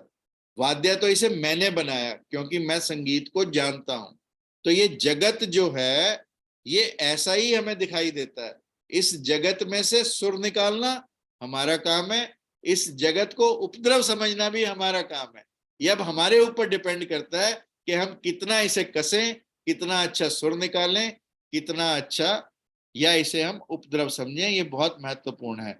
और इसलिए जीवन को यदि हम बदलना चाहते हैं, जीवन में से अच्छे सुर निकालना चाहते हैं, तो इस जगत को वाद्य बनाकर, अपने भाव में प्रविष्ट होकर, अपनी बुद्धि का उसके बाद प्रयोग करके, क्योंकि जितने शंकर जैसे लोग हुए उन सब ने तर्क का प्रयोग किया, परंतु पहले भाव दशा को पाया और फिर उस भाव दशा को प्रूव करने के लिए, लोगों तक पहुंचाने के लिए तर्क का उपयोग किया। सो तर्क is very very delicate to handle. तर्क एक तलवार की तरह है, एक नंगी तलवार की तरह है जो कुछ भी कर सकती है, परंतु हमें उसको बड़ा केयरफुली यूज करना है। और वही आजकल साइंस के साथ कहा जाता है कि साइंस वरदान भी हो सकती है, अभिशाप भी हो सकती है, डिपेंड करता है। वही न्यूक्लियर एनर्जी हम पीसफुल पर्पसेस के लिए यूज कर सकते हैं, वही न्यूक्लियर एनर्जी हम वॉर के लिए यूज कर सकते हैं, डिपेंड करता है कि यूजर कौन है। सो इसलिए इस दुनिया में हम आए हैं, इस दुनिया को जगत का एक वाद्य समझकर उस वाद्य में से और अपने आप में से एक ऐसा सुर निकालने की कोशिश करें जो हमें भी बदले, हमारे अंदर भी क्रांति लाए और इस दुनिया को भी बदलने का प्रयास करे। Thank you very much for listening me patiently and carefully. और बाकी it is open to the house. Thank you जी, thank you so much doctor साहब। एज यूजुअल बहुत ही अच्छे ढंग से आपने समझाया कि हम अपने आप पे कैसे काम कर सकते हैं, कैसे अपने आप को कैसे निकाल सकते हैं अपना, और दुनिया दृष्टि अपनी कैसे इस ऑल अप टू अस के भी हमने कैसे देखना है दुनिया को, दुनिया वालों को, और भगवान को कैसे पाना है। तो वेरी इंटरेस्टिंग, थैंक यू। ममता जी, आपका क्वेश्चन आंसर हो गया अभी? जी काफी हद तक। और अभी इंदिरा दी भी कुछ कहने वाले हैं, उनका भी सुन लो फिर उसके बाद। मैं बहुत सिंपल इंदिरा जी से पहले मैं कुछ कहूंगी। भाई इंदिरा जी तो बोलेंगे ही अभी, उसके बाद मैं चाहूंगी कि और भी थोड़ा बोलें, यस अपने व्यूज दें लेकिन प्लीज इतना टाइम का थोड़ा ध्यान रखिए कि 2 मिनट से ज्यादा नहीं लीजिए। कोई भी हो, जो भी बोल रहा है 2 मिनट से ज्यादा नहीं बोले, ताकि हम सभी को ही मौका मिल सके। तो दैट्स माय मैं सबसे रिक्वेस्ट। पहले, अब डॉक्टर साहब ने तो बहुत अच्छी तरह से, बहुत, खैर इतना तो दिमाग नहीं मेरा चला कर सकती, पर मैं आपके ज्ञान के ऊपर, आप भी डॉक्टर साहब, आप सब भी सोचिए कि मैं बहुत संकुचित वे में थोड़े शब्दों में कहूंगी कि ज्ञान, जैसे आपने कहा, ज्ञान एक बड़ी रिलेटिव टर्म है। एक छोटी सी स्टोरी है। एक बहुत ही ज्ञानी व्यक्ति, वेद उपनिषद सबका ज्ञान था, वो एक नाव में चढ़ा और नाविक जा रहा था, तो उसने ऐसी बात 2 जने हो तो बातें करते, उसने नाविक से पूछा, वेद पढ़े हैं, वेदों का ज्ञान है? तो उसने कहा, जी मुझे तो कोई ज्ञान नहीं। उपनिषद पढ़े हैं? नहीं, मुझे तो उपनिषद का कोई ज्ञान नहीं, मैंने तो सुना भी नहीं। गीता का ज्ञान है? नहीं, मुझे तो कोई ज्ञान नहीं। अच्छा, तुम्हारा तो जीवन असफल है, तुम्हें तो ज्ञान है ही नहीं कोई, तुमने तो कुछ किया ही नहीं जिंदगी में। नाव चलती गई, भंवर आई, भंवर में नाव फंस गई और डूबने लगी। जब वो डूबने लगी तो उसने उनसे पूछा कि आपको तैरना आता है? वो कहता, मुझे तो तैरना नहीं आता। कहता, आपका जीवन असफल है। तो ज्ञान जो है, जो मैं समझी हूं, एक रिलेटिव टर्म है। गीता में हमने जो थोड़ा बहुत पहले पढ़ा था, डॉक्टर साहब तो खैर महाराज जी के साथ दोनों जनों के बहुत चर्चा होते हैं और बहुत जगह बोलते हैं, पर जो हमने पढ़ा थोड़े शब्दों में, ज्ञान जो कि हम पढ़ते हैं, चाहे वो हम किसी ऋषि मुनि से, व्यक्ति से, किसी से ज्ञान लें, और चाहे वो हम शास्त्रों के ज्ञान, वो ज्ञान कहलाता है, सिर्फ ज्ञान। और वो विज्ञान में परिवर्तित होता है जब हम उसकी अनुभूति करते हैं।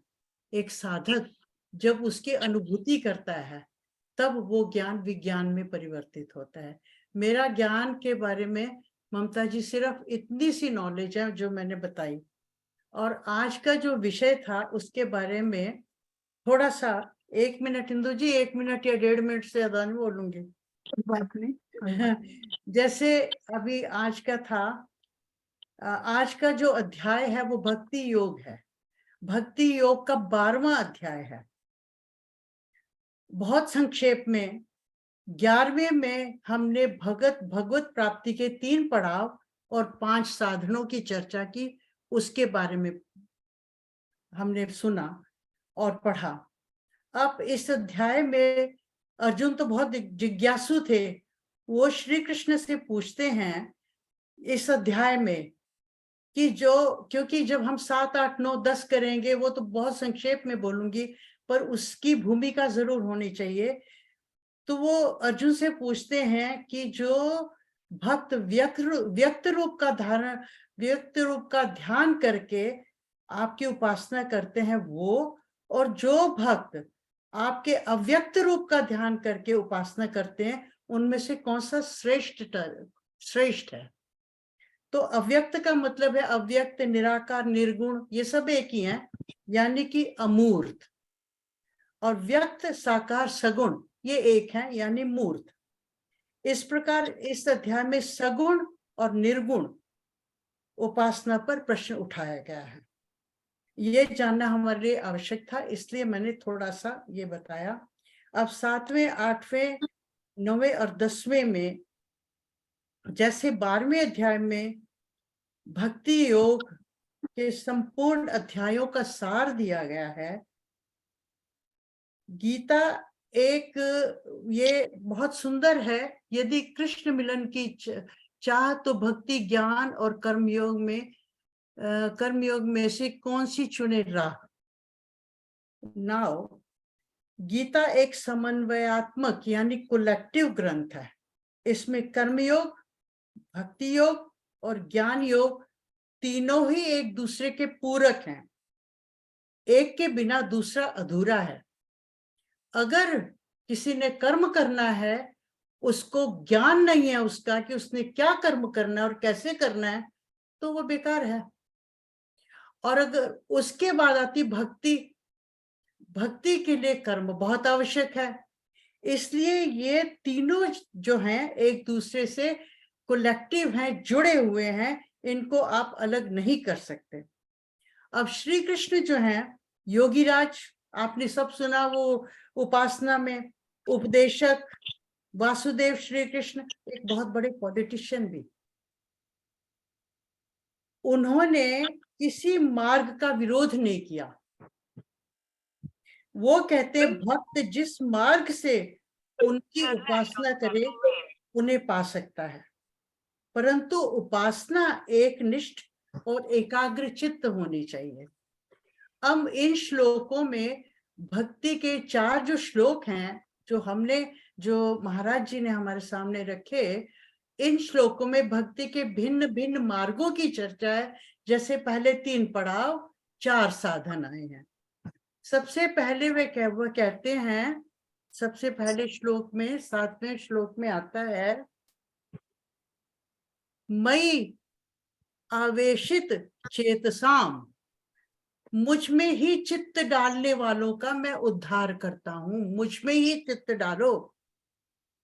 फिर दूसरे में वो कहते हैं, मई एव मनः आध्यात्स्व, कि मुझ में ही मन को आधारित करो, मुझ में ही मन लगाओ, तब तुम मुझे पा सकते हो।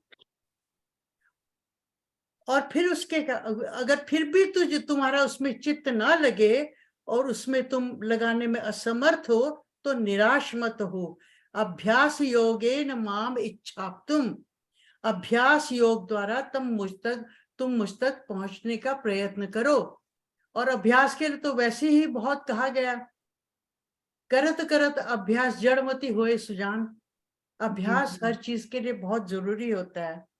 और अगर अभ्यास के द्वारा भी तुम्हारा चित्त स्थिर नहीं होता, नहीं हो पाता, तो मत कर्मो भव, मेरी सेवा को ही अपना परम लक्ष्य बनाओ, मेरे लिए ही कर्म करो, तभी सिद्धि को प्राप्त होगी। कि कर्म करो, फिर फल की इच्छा मत रखो, निष्काम कर्म करो, तभी तुम सिद्धि को प्राप्त कर सकते हो। यहाँ पर उपदेशक श्री कृष्ण पहले बताए 3 पड़ाव, उसके बाद बताए 5 साधनों के पश्चात 4 मार्गों के द्वारा भगवत प्राप्ति की तरफ अग्रसर करते हैं। और हमें ये नहीं भूलना चाहिए कि ये जो 18 अध्याय है, पहले कर्मयोग 6, फिर भक्ति योग 6, फिर ज्ञान योग 6 आते हैं। ये सब एक दूसरे से जुड़े हैं, हम इनको किसी भी तरह से अलग नहीं कर सकते। और हमें पर उन्होंने इतनी स्वतंत्रता दी है कि हम किसी भी मार्ग से भगवत प्राप्ति कर सकते हैं। बहुत महत्वपूर्ण है आज की दुनिया में। बहुत विस्तार से आपने समझा दिया। शायद अगर हम बच्चों को जन्म के आधार पर धर्म नहीं दें और उन्हें सभी धर्मों की शिक्षा दें और फिर उन्हें चुनने का प्रयास करें, तो शायद हम भगवान कृष्ण की शिक्षा पर ज्यादा अच्छे से चलेंगे, बजाय इसके कि हम जन्म के आधार पर अपना धर्म निश्चित करें। नहीं, जन्म के आधार पर तो है ही नहीं। हाँ, इसीलिए भगवान जितने भी कृष्ण हैं ने कहा, वो तो है ही नहीं जन्म के आधार पर। एग्जैक्टली उन्होंने बिल्कुल डिफरेंटली कहा और आज के लिए कहा। मुझे लगता है आज वो ज्यादा प्रासंगिक है। बिल्कुल, क्योंकि जितना हम झगड़ा, जितनी नफरत हम फैला रहे हैं। और चौथी बात जो उन्होंने कही ना, जो कर्म को तो ठीक है, कर्म तो मेरे को मान के करी, उन्होंने ये कहा कि कर्मों के फल के त्याग को तू छोड़ दे। वो तो सुनिश्चित नहीं कर सकता, इसलिए छोड़ना आसान भी है। क्योंकि मान लो मैं किसी को पत्थर मारूं, तो ये जरूरी नहीं है कि वो पत्थर उसे मार दे, पत्थर उसका कुछ और भी कर सकता है, शायद उसकी कोई बीमारी भी ठीक कर दे। And if you remember, China में किसी के पांव में गोली लगी और उसका सालों साल का सिर दर्द ठीक हो गया, तो then they found out acupressure from there, और वो एक्यूप्रेशर मिला। क्योंकि फल हम नहीं प्रेडिक्ट कर सकते कि फल किधर जाएगा, कहाँ मिलेगा, किसको मिलेगा। So it is very very important. और इसलिए भगवान कहते हैं कि ये तो सबसे आसान है, ये काम तो तुम सब कर सकते हो, कि कर्मों के फल को मेरे लिए छोड़ दो। डॉक्टर साहब, मैं थोड़ा कहना, मेरा वीडियो स्टॉप हो गया, लेकिन मैं थोड़ा सा कुछ कहना चाहती हूँ हाँ जी, कि ठीक है जी। कर्म के बिना ज्ञान और भक्ति लंगड़े हैं। बिल्कुल बिल्कुल भक्ति एग्जैक्ट के बिना कर्म और ज्ञान भावनाहीन है, बिल्कुल और ज्ञान के बिना कर्म और भक्ति जो है व्यर्थ हो जाते हैं। इसीलिए श्री कृष्ण ने बिल्कुल तीन भागों में बांटा और तीनों की आवश्यकता बताई। बिना ज्ञान के यदि आप भक्ति कर रहे हैं तो उसका लाभ आपको होने वाला नहीं है। दूसरी बात, थोड़ा सा मैं आप प्लीज आप मेरी बात को बुरा मत मानिएगा, ज्ञान का अर्थ तर्क नहीं है। तर्क और ज्ञान को हम मिला नहीं सकते हैं। ज्ञान का मतलब ही परम ज्ञान है। जब तक परम ज्ञान की प्राप्ति नहीं होगी, आप भक्ति कैसे कर सकेंगे? इसलिए श्री कृष्ण ने ज्ञान के 6 अध्याय जो हैं वो अंत में रखे हैं। उन्होंने सगुण और निर्गुण दोनों की बात की है, लेकिन साथ में स्वीकार किया है कि निर्गुण की भक्ति करना जो है, निर्गुण पे मन लगाना जो है कठिन है, वो ज्ञानियों का काम है। इसलिए हम कर्म, भक्ति और ज्ञान को भी अलग कर ही नहीं सकते हैं। इनके बिना निष्काम कर्म जो श्री कृष्ण का उद्देश्य है वो सफल हो ही नहीं सकता। इन तीनों की ही आवश्यकता है। Thank you. Thank you Manju ji. अभी सुनीता जी का हाथ खड़ा हुआ है। सुनीता जी अनम्यूट करके आप कुछ बोलना चाहते हैं?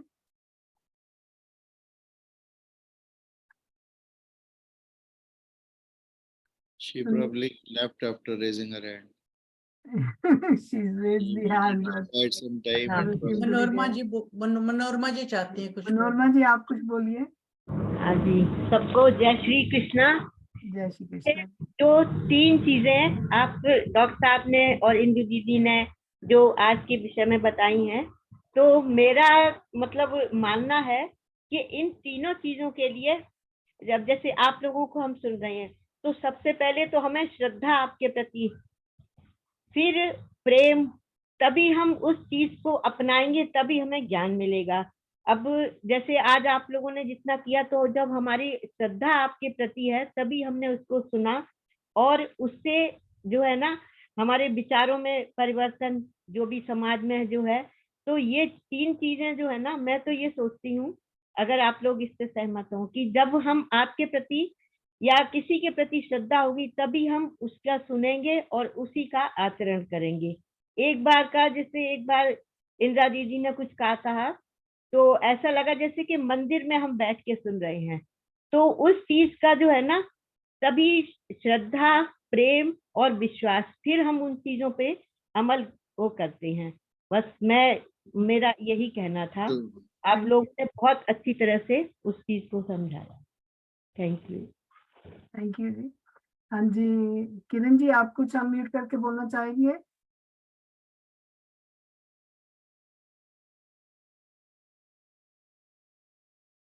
हेलो। हाँ जी, जय श्री कृष्ण जी। हाँ जी, मैं क्या बोलना चाहूंगी, सर के आगे तो हम कुछ बोल ही नहीं सकते। नहीं, आज के विषय के ज्ञान ऊपर, के भंडार है। आज के विषय के हाँ जी, ऊपर कुछ आप कमेंट, अपने विचार भक्ति बताइए ज्ञान दीदी। वैराग्य। अपने विचार, जैसे मनोरमा जी ने भी अपने विचार दिए, आप भी बिल्कुल। दीजिए। हाँ जी, सबके सुने हैं मैंने। अभी सिर्फ मेरा सुनने का ही शायद है, थोड़े दिन में मैं भी बोलने लग जाऊंगी। चलो, आज भी बोलिए, थोड़ा बोलिए, चाहे एक अभी वाक्य तो सिर्फ बोलिए। भजन बोल सकती हूँ बस, और मेरे को अभी कुछ नहीं आता। नहीं वो कोई वो बात नहीं, पुरुषोत्तम जी ने अभी आप ज्ञानी नहीं बनी। ठीक है Kiran ji, thank you, no problem. Purushottam ji आप जरा कुछ अपना विचार बताइए। Thanks for joining today anyway. Hare Krishna, सभी हरे को दंडवत कृष्णा। प्रणाम। आपका मैं वीडियो ऑन हो सकेगा? नहीं, मैं गाड़ी चला रहा हूँ, गाड़ी चलाते ओ, चलाते बात कर रहा ठीक हूँ, है। तो मेरा ध्यान जाएगा मोबाइल पे। नहीं नहीं, अ, ठीक है आप तो मुझे वैसे मुझे सिर्फ शॉर्ट में, क्योंकि ये शुरू हुआ है 6-7वें श्लोक से, तो मैं काफी इसको शॉर्ट में बताना चाहता हूँ कि अ, हम यहाँ इस धरती पे है। हम अभी चाहते हैं कि हम भगवत धाम में जाए और हमारा मोक्ष हो जाए, और हम भगवान की सेवा में वहां जाके लग जाए। तो अ, इसके लिए भगवान ने हमें इस 6-7वें श्लोक में हमें गारंटी ली है, और भगवान ने काफी सटीक और सादे शब्दों में कहा है कि ये तो सर्वाणी कर्माणी मई संन्यास मत परा, अनंत ने नैव योगेन मां ध्यायन्त उपासते तेषाम् अहं समुद्धर्ता मृत्यु संसार सागरात् भवामि न चिरात् पार्था मय्यावेशिष्यते। तो भगवान ने यहाँ तो गारंटी ली है कि बाकी सब छोड़ो, आपके जितने भी जो भी कर्म है वो मुझ पे छोड़ो, और भगवान यहाँ पे क्या कहते हैं कि जो भी आपकी एक्टिविटी आप करोगे वो मुझ पे छोड़ दो, और मैं आपकी गारंटी लूँ, I am the Swift deliverer. भगवान बोलते कि भवामी ना चिराग पार्था मैया वेश, भगवान बोलते कि I am the Swift deliverer, मतलब वो टाइम नहीं लगाएंगे। तो ये काफी ये श्लोक जो है इसके ऊपर मनन करे सभी, और काफी बोल जाता है कि भगवान गारंटी ले रहे, और क्या चाहिए हम, कि भगवान कहते कि आपके जो भी कर्म है सब मुझ में दे दो, मुझ पे छोड़ो और मुझ में दे दो, और मुझ में ध्यान और भक्ति लगाओ, और बाद में आगे नहीं किस तरह अलग अलग तरह की बात। लेकिन इस श्लोक में तो भगवान ने गारंटी ले ली है। और आज इस सत्संग में जो भी है, तो दूसरे अध्याय में आता है कि हम थोड़ी भी भक्ति कर लेना तो भी, और भगवान को याद कर ले तो हम राइट पथ पे है। तो ये श्लोक में सभी आ जाता है। तो थैंक यू। यहाँ पे तो मुझे बहुत बहुत पसंद है श्लोक कि तेषाम अहं समुद्धर्ता मृत्यु संसार सागरात्। हरे हरे कृष्णा। एक थैंक यू। एक एक छोटी सी बात करना चाहती हूँ कि मतकृत जो भगवान के कर्म है, वो काम है, वो ये मेरे कर्म करने वाला, इसका मतलब ये है परित्राणाय साधूनां विनाशाय च दुष्कृतां धर्म संस्थापनार्थाय संभवामि युगे युगे। भगवान के 3 कर्म है। उन्होंने भगवान के कर्म करने का मतलब ये है कि सज्जनों की रक्षा, दुर्जनों का नाश और धर्म की स्थापना। माता जी यहाँ पे भगवान का कर्म नहीं आता है। भगवान कहते हैं कि आपके कर्म आपके सब मुझ पे छोड़ दो। बिल्कुल वो कर्म बस सज्जनों की रक्षा, कर्माणि दुर्जनों का मयि नाश। पन्यते मत्परः। ठीक, थैंक यू जी। हाँ जी, ममता जी आप अनम्यूट करके कुछ अपने विचार दीजिए। जय श्री कृष्ण जी। जय श्री बहुत अच्छा लगा ना, सबका सुन लिया। तो अब मैं 1-2 शब्दों में ही जितना मैं समझ भी पाई और जितना मुझे सेटिस्फेक्शन लेवल एक मेरा आया, डॉक्टर साहब ने बहुत अच्छे एग्जांपल्स देते हैं। I really love his way of expressing, कि वो इतना अच्छा एक्सप्रेस करते हैं कि आपको ना एक मंदबुद्धि वाले को, मेरे जैसे को भी समझ आता है। तो आप तो नहीं जैसे में हम जैसों की बात करो। नहीं, मैं सीरियसली कह रही हूँ, तभी तो मैंने हाँ। तो उसमें जो मुझे अभी एक चीज फील हुई, वो बात सही है कि एक अपने अंदर जो है वो पॉजिटिविटी या नेगेटिविटी, ये तो हमें ही सर्च आउट करना है। जो हमारे कप में होगा छलकेगा तो वही। बात तो बिल्कुल ठीक है। एक बात और जो मुझे समझ आती है, मुझे लगता है कि जैसे हमारे गुरुदेव बार बार कहते हैं कि भगवान जो है ना वो साधन साध्य नहीं है, कृपा साध्य है। तो कृपा साध्यम है तो हम उस कृपा में रहकर अगर भगवान का भजन करते हैं, प्रेम करते हैं, श्रद्धा रखते हैं, विश्वास रखते हैं और उसी भाव में निरंतर चलते हैं, अपने आप को खिला हुआ, खुला, खाली रखते हैं, ये सारी चीजें अगर अपने आप में रखेंगे तो मुझे लगता है शायद यही ज्ञान होगा। खाली एक वो श्लोकों को याद करना और ये सब, I don't think it's kind of होता होगा ये विज्ञान, मुझे नहीं पता, लेकिन जो मुझे समझ आता है वो यही समझ आता है कि इससे बढ़कर शायद कुछ नहीं होगा। अगर हम अपने निर्मल हृदय में उस प्रभु को विराजमान करते हैं तभी तो देख पाएंगे। तो ये बात कहीं ना कहीं डॉक्टर साहब की बिल्कुल सही लगी कि हो जाएगा। Yes, you are right. तो वो हमारे अंदर अगर वो चीज है तो हम पा लेंगे ना उस चीज को, आहिस्ता आहिस्ता करके कहीं ना कहीं तो वो स्थिति आ ही जाएगी। लेकिन अगर वही नहीं है, सिर्फ ज्ञान ही ज्ञान, वो इंदिरा दीदी वाली बात की हाँ आता है, कुछ आता है तो बाद में जब नाव डूबी तो फिर तैरना ही नहीं आता तो गए। तो मुझे लगता है कि हाँ जरूर ये सब चीजें पूरक है एक दूसरे की, पर कहीं ना कहीं वही बात है कि हमें अपने आप को, ये वेरीज पर्सन टू पर्सन की वो कैसे लेते हैं, बट बात वही आगे कि जो हमारे पास गीता की होगा भी तो यही वो खूबी है ज्ञान ना हो जाएगा। कि हर एक को खुलापन देने का वेरी काम ट्रू। करती है. That is why it जी is जी, widely accepted and very word true, very true. And thank you so much, Dr. Sir. Thank you so goes much. It beyond was a everything. lovely. Goes देखिए beyond. म- Goes beyond. जी. हाँ जी, जो मंजू जी. कर्म योनि में है, बाकी तो सबकी भोग योनि है, क्योंकि कर्म योनि है इसलिए कर्मों का फल भी मिलना है, और इसी के लिए कर्म, भक्ति और ज्ञान तीनों की आवश्यकता है. ज्ञान होगा तो आप सुकर्म कर सकेंगे, ज्ञान नहीं होगा तो आपको पता ही नहीं है कि क्या अच्छा कर्म है क्या बुरा कर्म है. भक्ति होगी दीदी तो एक आपके कहीं अंदर कहीं श्रद्धा बढ़ेगी.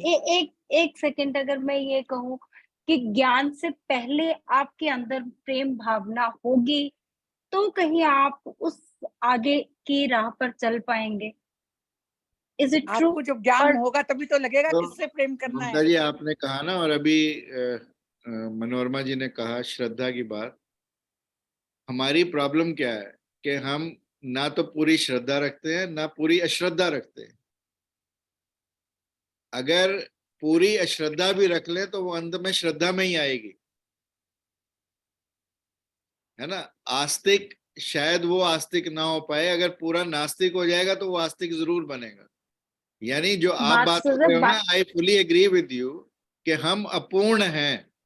आज की हमारी प्रॉब्लम क्या है? आज की प्रॉब्लम में हम लेना गीता को, आज की प्रॉब्लम ये है कि हम अपूर्ण हैं. ना तो हमारे अंदर कहीं श्रद्धा है, श्रद्धा है तो साथ में संशय है, और पूरी या तो श्रद्धा कर लें हम, या फिर सर पूरी बात तो वही आगे कि समर्पण की बात आ गई ना. हम यस समर्पण एग्जैक्टली की बात, तो एग्जैक्टली. जब समर्पण कर दिया तो फिर वो जाने उसका काम श्रद्धा, जाने. आस्था, विश्वास, है ना, यस, सारे दे एंड अप इन समर्पण ओनली. Right right. और एक डॉक्टर, जहाँ आनंद है, जब आनंद आपके अंदर है तो हमें ज्ञान की प्राप्ति जो है ना बहुत आसानी से हो जाएगी, क्योंकि आनंद में ही फिर ज्ञान छिपा है. एब्सोल्युटली यू आर करेक्ट कि आनंद को ही तो हम खोजते हैं, और जी, परमात्मा है क्या? उस आनंद की खोज है. बस और वही वो और वो विवेक बुद्धि, वो जी। विवेक बुद्धि केवल मनुष्य को प्राप्त है. जी, yes, यही तो तो हम उसको डिफरेंशिएट कर सके ज्ञान, विश्वास, श्रद्धा, yes, आनंद. yes. अब इसका आप सब लोगों का बहुत अच्छी तरह से जैसे हम लोग सुनते हैं तो उसका प्रभाव भी पड़ता है. वही प्रभाव हम अपने बच्चों पे डालें और समाज में भी, तब हमारा जो है आगे थोड़ी सी प्रगति हमको दिखाई देगी. तो ये मैं तो इंदु जी का बहुत बहुत धन्यवाद करती हूँ कि ऐसे जूम पे जो आपने चलाया है, बहुत अच्छा. आयुष्मती भव इंदु जी, आयुष्मती भव. Thank you. लेकिन ये मेरा 125 साल कुछ नहीं, जीना है इसमें ना. इसमें कुछ नहीं है. जैसे महाराज जी हमारे कहते हैं कि भाई अभ्यास करो और पुरुषार्थ करो, अभ्यास करो और विश्वास बिल्कुल. रखो. करत करत अभ्यास जड़मति होए और सुजान. आपको मैंने 125 वही साल जो किया है अपनी ना, तरफ से. आगे वही उनकी कृपा से सब हो रहा है. आप सबका सहयोग मिल रहा है तो आगे बढ़ो. इंदु जी, जब बच्चे थे तो हम स्कूल गए हाँ. सीखने के लिए. अब बड़े हुए हैं तो हमारी बड़ी और तरह भगवान की तरफ है, ये तो क्लासेस वो भी लगी. सीखने के लिए हमें किसी ना किसी को गाइडेंस चाहिए. अब यही ईश्वर की कृपा समझिए ना कि हम लोग हाँ, सब ये कृपा ही है. और मन में श्रद्धा भी होनी चाहिए. ये सब कृपा बिना ही है. श्रद्धा से कुछ नहीं हो सकता. हाँ, श्रद्धा बहुत जरूरी है. बहुत जरूरी है. हाँ, सारा श्रेय जाता है गीता को. बिल्कुल भी. गीता, और देखिए सीमाएं सब कुछ इधर उधर की, अमेरिका, इंडिया, कोई ऑस्ट्रेलिया, कोई कहीं से जुड़े हुए हैं ना. हम तो इंदु जी 2.5 साल तक मेरा नहीं ख्याल कि कोई भी अनुपस्थित रहा. बिल्कुल बिल्कुल. क्योंकि मन में श्रद्धा और विश्वास. और सबसे बड़ी बात, मैं आजकल डॉक्टर साहब एक बात कहना चाहती हूँ, जब भी आगे बात हो महाराज जी से कुछ भी, कि गीता का ये जो अब हम तो जितने भी रिटायर्ड लोग हैं, सबको हमको उस शांति की जरूरत है. और हम इस वक्त हमारे पास समय है, गीता का बहुत सरलीकरण करके इसके जो सिद्धांत हैं उनको लेकर के सरल बना के, सिंप्लीफाई करके आगे की जनरेशन को हम अगर देंगे तो गीता में उनका देखो ये Interesting काम है। करने के लिए आप और मंजू जी, आप दोनों बिल्कुल एक्सपर्ट इस आप चीज तो के। आप हमारे नहीं, पास तो ना भाषा है, ना शब्द है, ना व्याकरण है। अरे आप जाने सब दो। बहुत अच्छे हाँ, he is आप being सब too लोग- polite. You are being too polite. हमारी मंजू टांग जी खींच और रहे हो। इंदिरा जी जो है ना, इंदिरा जी कहते ये हैं ना कि भाई पंजाबी में है ना कहावत कि जो बोले वही कुंडा खोले।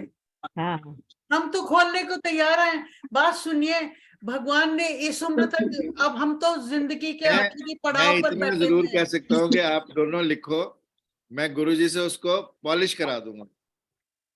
देखिए ये जी, प्रॉमिस है।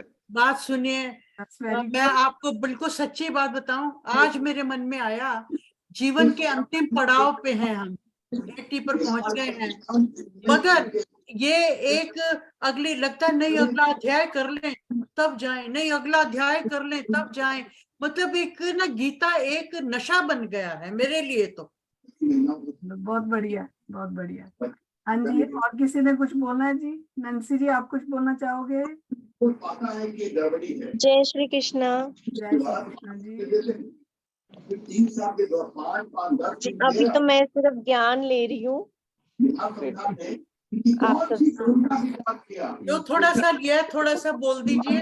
देखिए सबने आज बोला, बहुत अच्छा लगा हमको। पूरी मैं तो भक्त बस अब है, इतना ही नैन्सी समझी पूरी हूँ श्रद्धा है। कि प्रेम भाव अगर हमारे अंदर है तो हम भक्ति कर रहे हैं, और अगर ऐसे ही रहा तो आगे हम अभ्यास भी करेंगे और ज्ञान भी प्राप्त करेंगे। कबीरा मन निर्बल भया जैसे गंगा नीर, पाछे पाछे हरि फिरत, कहत कबीर कबीर। तो नैन्सी वो है। Very nice, very nice. चलो जी, ठीक है जी।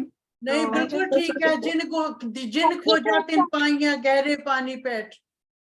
तो महाराज जी को करोगे ट्राई एक दफा, अगर पॉसिबल है तो आप करके देखिए। हाँ जी, ऐसे इस टाइम पॉसिबल नहीं है। नो, कल भी मेरी बात हुई तो कह रहे 10:30 बजे खाली होते हैं। ओके। सो तो इस फिर समय तो अंदर अभी जी वहाँ भी पे यही कह रहे बंद कर थे। देते हैं फिर अंदर जी। अभी तो वहाँ 10 बजे होंगे ना?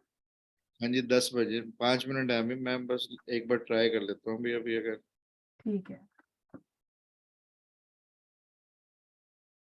तो मेरी जब बात हुई थी तो मैंने वेडनेसडे का ही पूछा था उनसे। नहीं, वेडनेसडे भी नहीं कर सकते वो।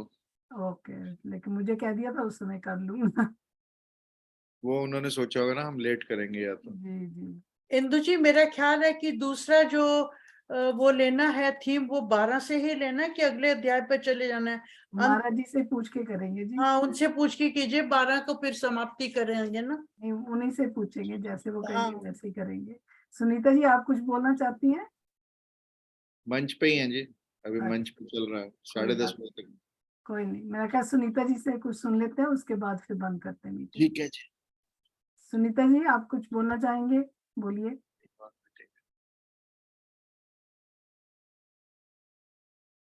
अनम्यूट कर लीजिए सुनीता जी।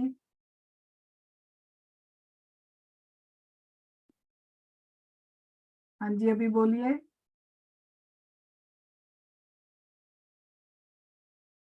मुझे लगता है उनका इंटरनेट का कोई प्रॉब्लम आ रही है, because she is speaking but we can't. हाँ जी, क्या बोले बेटा? मैं इजाजत ले लूं जी, मेरी फिर होने वाली है एक और सोसाइटी की मीटिंग है। हाँ जी, हाँ जी। नहीं, हम मीटिंग बंद ही करने लगे हैं जी अभी। जय श्री कृष्ण जी। हाँ, जय श्री कृष्ण जी। मैं भी इजाजत लेना चाहूंगी।